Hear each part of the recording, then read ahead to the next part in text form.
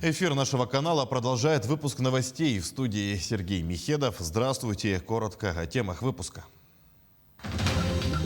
15 миллиардов рублей выделит правительство страны на развитие Арктики. Утверждена госпрограмма развития региона.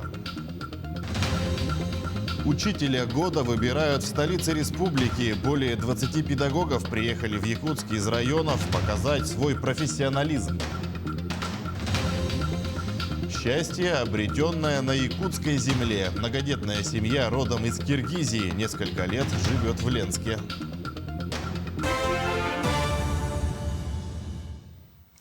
Доступность авиаперелетов с Дальнего Востока и обратно с учетом господдержки проанализирует правительство. Такое поручение Кабмину дал президент Владимир Путин. При необходимости правительству нужно представить предложение по дополнительным мерам повышения доступности полетов для граждан, проживающих на Дальнем Востоке. Соответствующий доклад подготовят до 15 мая. Кроме того, Кабмин должен определить меры поддержки развития маршрутной сети перевозок для дальневосточной авиакомпании. При этом предусмотреть использование отечественной авиационной техники. Срок – 15 декабря текущего года. Кроме того, правительство выделит на развитие Арктики 15 миллиардов рублей. Напомним, правительство утвердило новую государственную программу развития арктической зоны на ближайшие 4 года. Цель этой программы – обеспечить устойчивое развитие региона, подчеркнул глава правительства. Также Михаил Мишустин на совещании с вице-премьерами сообщил, что срок действия госпрограммы развития промышленности продлен до 2030 года. А еще Кабмин планирует смягчить условия предоставления казначейских кредитов для регионов. Это позволит регионам в этом году не учитывать ограничения по государственному долгу. И потенциально большему числу субъектов Российской Федерации поможет привлечь короткие бюджетные займы. Появится возможность решить ряд текущих вопросов, на которые не хватало ресурсов. И тем самым укрепить устойчивость бюджетов с повышенным уровнем государственного долга. Поддержать людей и региональную экономику, а также создать стимулы для наибольшей активности в будущем. Накануне глава Якутии подписал указ о стратегических направлениях укрепления здоровья жителей республики. Согласно документу, до 30 года в регионе объявлено десятилетие здоровья. В качестве приоритетов названо формирование ответственного отношения к своему здоровью как норме жизни, развитие генетики, обеспечение медицинской сферы квалифицированными кадрами, развитие науки и цифрового здравоохранения.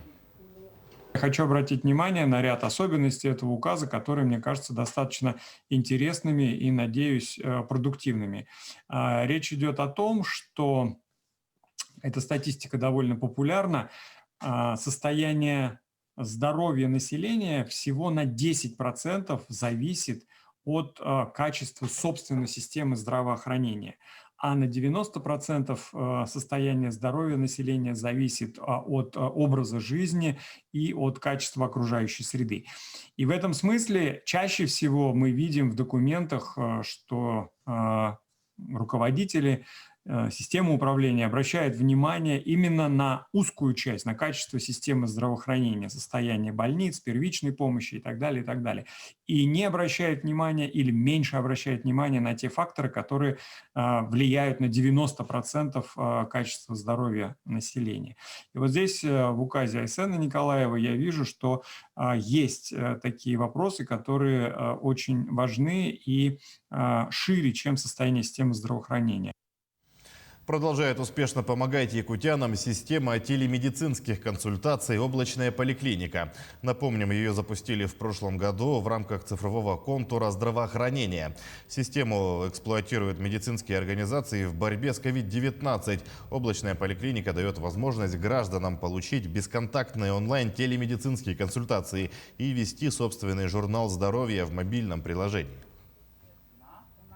Для подключения к телемедицинской системе «Облачная поликлиника» гражданину необходимо иметь регистрацию на портале госуслуг. Далее человек может скачать мобильное приложение под названием «Облачная поликлиника» в свой смартфон, пройти процесс авторизации, используя логин и пароль от госуслуг, и дать согласие на обработку персональных данных. Далее гражданину в приложении будут доступны услуги, записи на онлайн-консультацию врача, журнал здоровья, запрос на электронный льготный рецепт, онлайн-чат со специалистом, дневник приема лекарственных препаратов, передача врачу результатов измерений артериального давления онлайн через приложение. Торжественное открытие ежегодного республиканского профессионального конкурса «Учитель года» состоялось накануне в столице региона. В этом году за звание лучшего поборются 26 педагогов из 23 улусов. В течение недели им предстоит пройти 3 этапа. Это провести урок, классный час и мастер-класс. Имена 15 лауреатов конкурса станут известны уже сегодня. В четверг определится 5 призеров. А к концу рабочей недели мы узнаем имя победителя. Учитель года – это самая престижная премия и конкурс для всех учителей. Вот. Для нашей республики тоже является конкурсом специалистов высокого уровня. Сегодня мы проводим данное мероприятие в новых условиях. Тем не менее, видите, как ребята настроены, наши молодые коллеги, опытные коллеги. На этом конкурсе мы, конечно, оцениваем в первую очередь профессиональное мастерство наших коллег, учителей. Вот. Вместе с тем, это мероприятие подчеркивает роль учителя в становлении, формировании личности. Многодетная семья Калмаматовых из Ленска связала свою жизнь с Якутией более 10 лет назад. Именно здесь семья обрела все то, чего не смогла бы иметь у себя на родине. Поэтому Ленск для людей стал вторым домом. Будущее своих детей молодые супруги также связывают с этим городом. Светлана Балеева подробнее о счастливой жизни вдали от родины. У Алмазбека и Айпери Калмаматовых 5 детей. Все они родились здесь, в Ленске. Их можно назвать коренными якутянами. Родина Калмаматовых – далекий Киргизстан. С Якутией, точнее с Ленском, киргизскую семью связывает уже более 10 лет. Позвал мне сюда дядя, чтобы я ему по работе помогал, чтобы помощником был. И больше 3 года у него помощником работал. Потом поехали в отпуск, поженились. И приехали уже, работает уже сам на себя уже.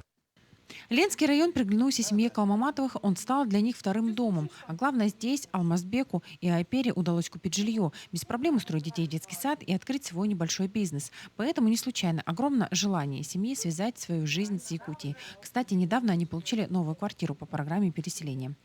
Из окна видно школа.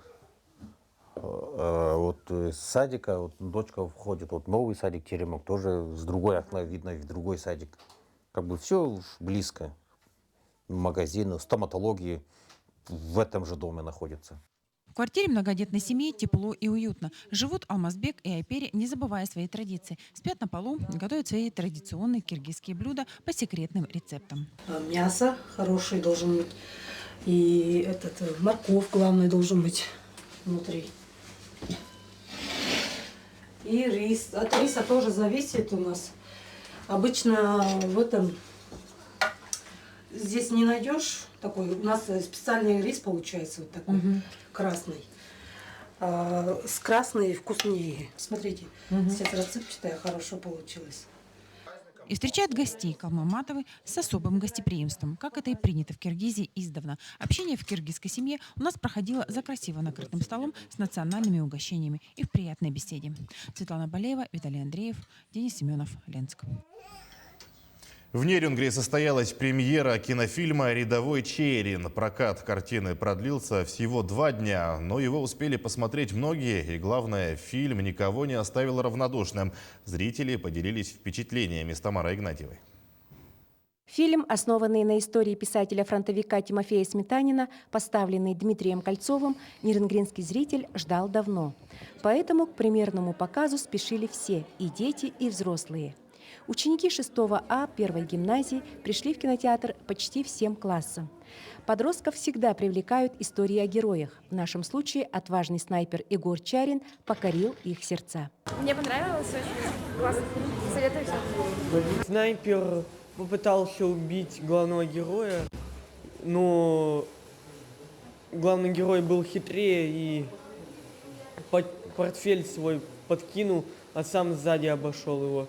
Очень душевный фильм, даже на слезы пробирает. Я удивляюсь, какой Егор, он был очень сообразительным и умным. Очень классный фильм про войну, очень интересный, познавательный, мне понравилось.